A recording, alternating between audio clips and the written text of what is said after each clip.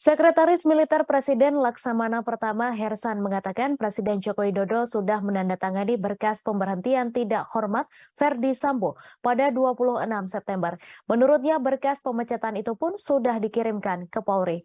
Diberitakan sebelumnya, Kepolisian Negara Republik Indonesia telah mengirimkan berkas PTDH atau pemecatan mantan Kadif Propam Polri Irjen Verdi Sambo ke Sekretariat Militer Presiden Republik Indonesia. Adapun Sekretariat Militer Presiden Republik Indonesia berada di bawah Kementerian Sekretariat Negara Indonesia. Menurut Dedi, jika sudah ada informasi lanjutan maka akan disampaikan ke awak media. Adapun setelah resmi dipecat, Polri melakukan proses administrasi terhadap berkas pemecatan Verdi Sambo di Divisi Sumber Daya Manusia Polri. Dedi sebelumnya menjelaskan proses administrasi pemecatan Verdi Sambo tidak sampai memerlukan tanda tangan Presiden Republik Indonesia Joko Widodo. Setelah proses administrasi di Divisi SDM Polri rampung, Polri akan meneruskan berkas itu ke Kapolri dan Sekmil Presiden.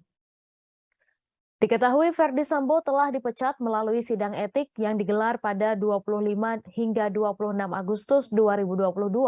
Verdi Sambo menjalani sidang KKEP setelah ditetapkan tersangka dalam kasus pembunuhan berencana Brigadir J atau Brigadir Yosua Huta Barat.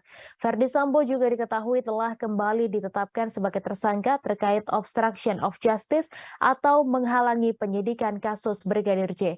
Selain itu, banding yang diajukan Sambo atas putusan pemecatan itu juga telah ditolak melalui sidang banding yang digelar 19 September 2022.